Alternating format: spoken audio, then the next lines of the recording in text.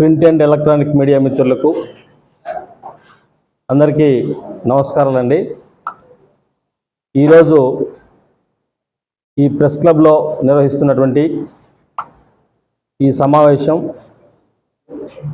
జాతీయ బీసీ సంక్షేమ సంఘం ఖమ్మం జిల్లా నుంచి రాబోయే ఎన్నికల్లో రేపు 13వ తారీఖు మనం వేయబోయే ఎన్నికల్లో జాతీయ బీసీ సంక్షేమ సంఘం ఏ పార్టీకి మద్దతు ఇస్తుంది, ఎందుకు మద్దతు ఇవ్వాల్సిన పరిస్థితి వచ్చింది అనే విషయం మీద మీతో మాట్లాడటానికి ఈ సమావేశాన్ని ఏర్పాటు చేయడం జరిగింది. అందులో భాగంగానే ఈరోజు ఇక్కడికి రావటం జరిగింది. ముందుగా ఇక్కడ ఉన్నటువంటి బాధ్యుల్ని, సంఘ బాధ్యుల్ని మేము పరిచయం చేసుకుంటాం. నా పేరు లింగనబోయిన పుల్లారావు. నేను జాతీయ బీసీ సంక్షేమ సంఘం ఖమ్మం జిల్లా వర్కింగ్ ప్రెసిడెంట్ని. అలాగే ఈనాటి ఈ కార్యక్రమానికి ముఖ్య అతిథులుగా వచ్చేసినటువంటి మన రాష్ట్ర ప్రధాన కార్యదర్శి మోడేపల్లి కృష్ణమాచారి గారు, అలాగే ఖమ్మం జిల్లా అధ్యక్షులు నారాయణవరపు శ్రీనివాస్ గారు, సంఘానికి సంబంధించి ఖమ్మం నగర అధ్యక్షులు గద్దె వెంకటరమణయ్య గారు, అలాగే తెలంగాణ విశ్వబ్రాహ్మణ సంఘం నుంచి బచ్చుల పద్మాచారి గారు రాష్ట్ర ప్రధాన కార్యదర్శి, అలాగే మహిళా సంఘం బీసీ సంక్షేమ సంఘం మహిళా విభాగం అధ్యక్షురాలు శ్రీమతి సుగుణ గారు, అలాగే మరో నగర ప్రధాన కార్యదర్శి కేతనబోయిన నాగేశ్వరరావు గారు ఈ సమావేశాన్ని ఉన్నారు ఇప్పుడు ఇక్కడ. ముఖ్యంగా ఈ మీడియా సమావేశం యొక్క ఉద్దేశం ఒక సింగిల్ లైన్లో నేను చెప్తాను, తర్వాత మా నాయకులు వివరిస్తారు దాన్ని సుదీర్ఘంగా. ఇవాళ చూస్తున్నట్లయితే ఈ దేశాన్ని 10 సంవత్సరాలుగా పరిపాలిస్తున్న మోడీ గారు కానీ, అలాగే 10 సంవత్సరాలు పరిపాలించినటువంటి కేసీఆర్ గారు కానీ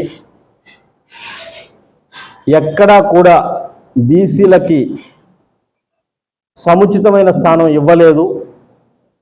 కేసీఆర్ గారు అయితే గొర్రెలు ఇచ్చాం, బర్రెలు ఇచ్చాం, గేదెలు ఇచ్చాం, చేపలు ఇచ్చాం, వాళ్ళు ఇచ్చాం అన్నాడు తప్ప బీసీలకు కావాల్సింది అవి మాత్రమే కాదు, వాటితో పాటు రాజ్యాధికారంలో జనాభా ప్రాతిపదికన వాటా కావాలి, అది దక్కలేదు, దక్కే అవకాశం కూడా మాకు కల్పించలేదు.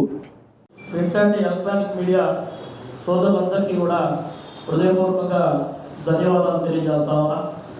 మరి ఇప్పుడే సోదరుడు ఈనాటి కార్యక్రమం యొక్క ఉద్దేశం మీతో పంచుకోవడం జరిగింది.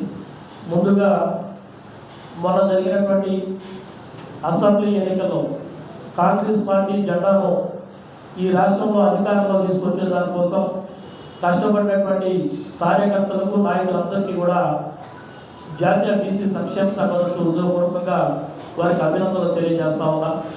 మరి ఏదైతే ఆనాడు తెలంగాణ మలిదశ ఉద్యమం జరిగిందో, తెలంగాణ మలిదశ ఉద్యమంలో మరి తెలంగాణ రాష్ట్రాన్ని మనం సాధించుకుంటే ఈ రాష్ట్రంలో ఉన్నటువంటి చదువుకున్న ప్రతి విద్యార్థి కూడా ఉద్యోగం వస్తుందని, అదేవిధంగా ఈ తెలంగాణ రాష్ట్రంలో ఉన్నటువంటి పేద, బడుగు, బలహీన వర్గాలకు ఒక భరోసా లభిస్తుందని చెప్పేసి ఆనాడు యావత్ తెలంగాణలో ఉన్నటువంటి 4.5 కోట్ల ప్రజానికం స్వరాష్ట్ర సాధన ఉద్యమంలో పాల్గొన్నటువంటి పరిస్థితులు మనం చూసాం. అంతేకాదు ఈ స్వరాష్ట్రాన్ని మనం సాధించుకుంటే మరి ఆకలి చావు ఉండమని చెప్పేసి ఆనాడు ఈ రాష్ట్రాన్ని సాధించుకునే దిశలో సుమారు 1200 మంది బిడ్డలు ఆత్మ బలిదానాలు చేసుకుంటే వారి యొక్క త్యాగాల పునాదుల మీద ఈ తెలంగాణ రాష్ట్రాన్ని మనం ఏర్పాటు చేస్తున్నామనేది కూడా మీ ద్వారా తెలియజేస్తా ఉన్నాం. అట్లా సాధించుకున్నటువంటి ఈ తెలంగాణ రాష్ట్రంలో 1200 మంది స్వరాష్ట్ర సాధన కోసం అమరులైతే వారి యొక్క శవాల గుట్ట మీద ఒక నియంత ఈ దేశంలో, ఈ రాష్ట్రంలో అరశాతం లేనటువంటి ఒక త్వర ఆ కుర్చీ వేసుకొని మరి రాష్ట్రాన్ని పరిపాలన చేసినటువంటి తీరును కూడా మనం చూసాం. ఎందుకంటే గత 10 సంవత్సరాలు మరి ఇక్కడ ఉన్నటువంటి అన్ని వర్గాల ప్రజలు చీకట్లో మగ్గినటువంటి పరిస్థితులను కూడా మనం చూసాం. మరి ఏదైతే ఆనాడు మరి తెలంగాణ రైతాంగ సాయుధ పోరాటంలో ఆనాడు ఈ ప్రాంత ప్రజానికం అంతా కూడా ఆనాడు రజాకారుల్ని గడీలు వచ్చి గడీలు బద్దలు కొట్టి ఏ విధంగా అయితే ఈ తెలంగాణ పొలిమేరలు దాటే వరకు తరుము కొట్టారో అదే విధంగా ఈ తెలంగాణ రాష్ట్రంలో అన్ని వర్గాల ప్రజలకి, దళితులకి, గిరిజనులకి, బీసీలకి, ఉద్యోగులకి, ఆఖరికి తెలంగాణ రాష్ట్ర సాధన కోసం ఈ రాష్ట్రాన్ని సాధించుకునే దాని కోసం కొట్లాడినటువంటి ఉద్యమకారులు కూడా అన్యాయం చేసి బోటకు మాటలు చెప్పినటువంటి ఈ గత తెలంగాణ ముఖ్యమంత్రి కల్వకుంట్ల చంద్రశేఖరరావు కోటను కూడా బద్దలు కొట్టి కాంగ్రెస్ పార్టీ ప్రజా సంక్షేమ పరిపాలన అందించేటువంటి కాంగ్రెస్ పార్టీకి ఈ తెలంగాణ రాష్ట్ర ప్రజానికం పట్టం కట్టిందనేది కూడా మీ అందరికీ తెలియజేస్తా ఉన్నా. అంతేకాదు ఈనాడు ఏదైతే లిక్కర్ ప్రెస్ లో మరి కవిత మరి ఇరుక్కుంటే ఆ కవితను బయట వేసుకునే దానికోసం ఇవాళ మత తత్వ పార్టీ అయిన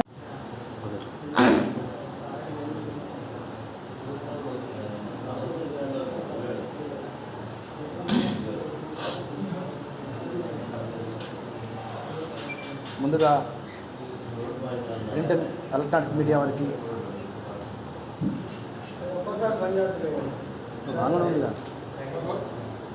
ముందుగా ప్రింట్ ఎలక్ట్రానిక్ మీడియా వారికి నమస్కారం తెలియజేసుకుంటూ, నా పేరు మోడేపల్లి కృష్ణమాచారి, జాతీయ బీసీ సంక్షేమ సంఘం రాష్ట్ర ప్రధాన కార్యదర్శిగా ఉన్నాను.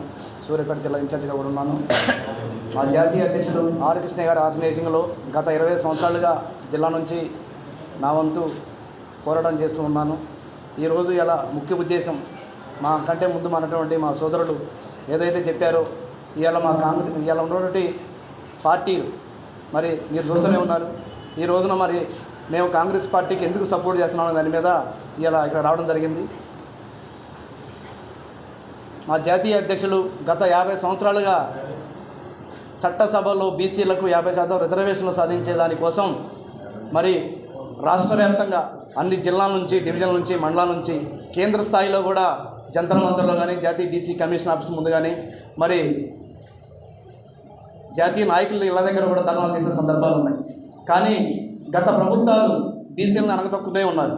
మరి కేంద్ర ప్రభుత్వం మరి 10 సంవత్సరాల నుంచి నరేంద్ర మోదీ గారి ప్రభుత్వం బీజేపీలో ఉండగా మరి మోదీ గారు బీసీ అభ్యర్థి అయినా కూడా బీసీలకు ఇంతవరకు మరి చట్టసభ రిజర్వేషన్ కోసం ఆయన తీర్మానం చేయకపోవడం దురదృష్టకరం. అట్లనే మరి కేంద్ర క్యాబినెట్లో బీసీ మంత్రిత్వ శాఖ లేకపోవడం కూడా చాలా దురదృష్టకరం. అట్లనే మరి గత 10 సంవత్సరాల నుండి రాష్ట్రంలో ఉన్నటువంటి బీఆర్ఎస్ పార్టీ, కేసీఆర్ గారి పార్టీ మరి తెలంగాణ సాధించుకున్నదాన్ని దేనికోసం? మరి సోదరుడు చెప్పినట్టు తెలంగాణ రాష్ట్రం కోసం సుమారు 1300 మంది విద్యార్థులు, ఉద్యోగులు బలిదానం చేసుకుంటే అందులో 900 మంది బీసీ బిడ్డలే ఉన్నారు. కాసోజు శ్రీకాంతాచారి నుంచి కానిస్టేబుల్ కృష్ణయ్య వరకు ఎంతో మంది బలిదానం తెచ్చుకున్న తెలంగాణలో బీసీల బతుకులు కన్నీరైంది. ఇప్పుడు వరకు కూడా మరి గత ప్రభుత్వం చూసుకుంటే చదువుకునే విద్యార్థుల విషయాల్లో SSC 10th class SSC exams నుంచి గ్రూప్ ఎగ్జామ్స్ వరకు కూడా అన్ని పేపర్ లీకేజీలు, క్వశ్చన్ పేపర్ పత్రాలు అమ్ముకున్న సందర్భాలే ఉన్నాయి.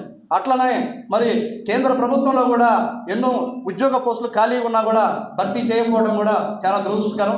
కేసీఆర్ ప్రభుత్వంలో కూడా దాదాపుగా మరి 2,50,000 పోస్టులు అన్ని ప్రభుత్వ సెక్టార్లో ఖాళీ ఉన్నా కూడా ఒక ఉద్యోగం ఇచ్చింది లేదు, ఒక డిఎస్సి వేసింది లేదు. అన్ని ప్రశ్నాపత్రాలు లీకేజ్ చేసి వాళ్ళ కుటుంబం పబ్బం గడుపుకొని మరి రాష్ట్రంలో ఉన్నటువంటి సంపదలను దోసుకొని రకరకాల గురిపనులు చేశారు ప్రజల్ని.